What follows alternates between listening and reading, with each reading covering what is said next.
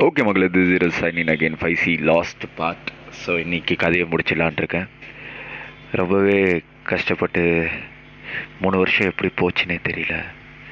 But எல்லாருக்கும் ஒரு கனவு இருக்கும்ல, அவங்க யார், இவங்க யார், அவங்க நம்மளை நினச்சிட்டு இருப்பாங்களா. இதெல்லாம் 2 சைட் லெவலில் இருக்கும். 1 சைட் லவ். இத்தனைக்கும் அந்த பொண்ணுக்கு என்ன தெரியாது, எனக்கு அவங்க பேர் கூட தெரியாது. அவங்க பேர் என்ன, அவங்க எந்த ஏரியா, அவங்க வீடு எங்கே. அதே 5C பஸ்ஸில் ஏறுவாங்க, நானும் அதே 5C பஸ்ஸில் ஏறுவேன். இதை தவிர வேறு எந்த காண்டாக்ட் எங்களுக்குள்ளே கிடையாது. இந்தியாவிலேருந்து இத்தனை வருஷம் ஆகியும் என் மனசு அதே 5C பஸ் ஸ்டாப்பில் அப்படியே தான் நிற்கிது. நம்மளோட வீட்டோட நிலமையும் பரவாயில்ல. தம்பி படிப்பை முடிச்சுட்டு பேஸ்மெண்ட்டில் பேஸ்ட் ஆகிட்டான். தங்கச்சி ஃபைனல் இயர் முடிக்க போகிறாங்க. அவனுக்கு ஒரு நல்ல ஜாப். என்னோடய அக்ரிமெண்ட்டும் க்ளோஸ் ஆகிடுச்சு.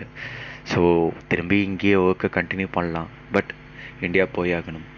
அப்பா ஆட்டோலாம் ஓட்டுறதில்ல. அப்பா ரெஸ்ட் எடுத்துகிட்ருக்காரு. அம்மாவும் நல்ல ஹாஸ்பிட்டலில் காமிச்சு அம்மாவுக்கும் இப்போ எந்த பிரச்சனையும் கிடையாது. வாடகை வீட்டில் இருந்தோம், சொந்த வீட்டுக்கு மாறியாச்சு. ஸோ அடுத்தது என்ன, தங்கச்சி கல்யாணத்துக்காக தான் ஓடணும். நம்மளால் எல்லாருமே சந்தோஷமாக இருக்காங்க, ஆனால் நம்மளோட லைஃப் மட்டும் அப்படியே முடிஞ்சிருச்சோனுங்கிற ஒரு பயமும் வருது. நான் என்ன தான் யுஎஸில் இருந்தாலும் 5C பஸ் ஸ்டாப்லேயே தான் என் மனசு சுற்றிக்கிட்டே இருக்குது.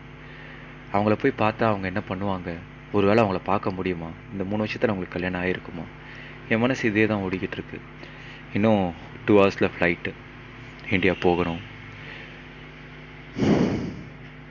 ஃப்ளைட்டு இறங்கின உடனே கேபில் ஏறினதுக்கப்புறம் தான் இந்தியாவை பார்க்கும்போதே ஆச்சரியமாக இருக்குது.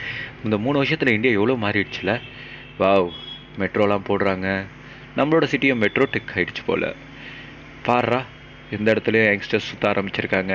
முன்ன மாதிரி இல்லைல்ல இந்தியா. அதுவும் சென்னை வேறு லெவலில் இருக்குது.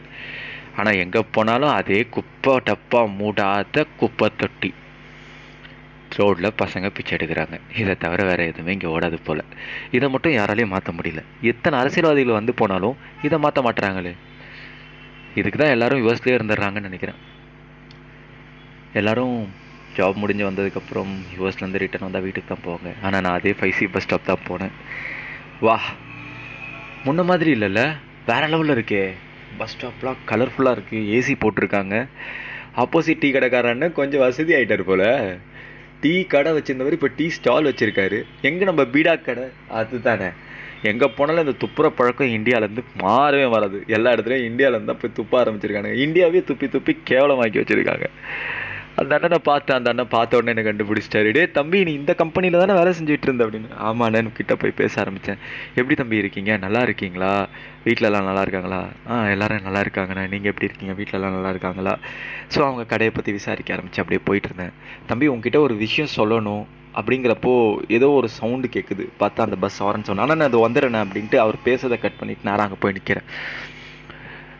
கிட்டத்தட்ட கொஞ்சம் ஹவர்ஸ் போச்சு. 2 hours, 3 hours, 4 hours. நான் இந்தியா வந்ததுலேருந்து கிட்டத்தட்ட 6 மணி நேரம் இதே பஸ் ஸ்டாப்பில் தான் நிற்கிறேன். அவங்கள பார்க்கவே முடியல. சரிண்ணே, அண்ணே எனக்கு மனசு சரியில்லை, நான் நாளைக்கு வரேன்னு தூரத்துலேருந்தே சொல்லிவிட்டு வீட்டுக்கு கிளம்பி போனேன். வீட்டில் என்னை பார்த்த உடனே அவ்வளோ சந்தோஷம். ஏன்னா நான் வந்து யாருக்கிட்டேயுமே சொல்லாமல் தான் கிளம்பி வந்தேன். ஸோ தங்கச்சி ரொம்ப நல்லா இருக்காங்க, லைஃப்பும் நல்லா இருக்குது. ஆனால் அவங்கள பார்க்க முடியலங்கிற ஒரு கஷ்டம். நாளைக்கு அந்த டீ கடைக்காரன்கிட்டே போய் பேசுவோம். சரி, பிடியும் போது நமக்கு உண்மை தெரியும்னு நினைக்கிறேன். அதே 5C பஸ் ஸ்டாப் போய் நிற்கிறேன். நான் முதல்ல இந்த கம்பெனியில் என்ன ஷர்ட்டில் என்ன கலரில் இருந்தனோ அதே ஷர்ட் கலரில் தான் இப்போவும் நிற்கிறேன். ஒருவேளை நம்மளோட தாடி அதிகமாக இருக்கனால அவன் நம்மளை பார்த்து அவன் இல்லையோ நினைப்பாலோ. சரி, ஷேவ் பண்ணிடுவோன்னு ஷேவ் பண்ணிட்டு தான் போனேன்.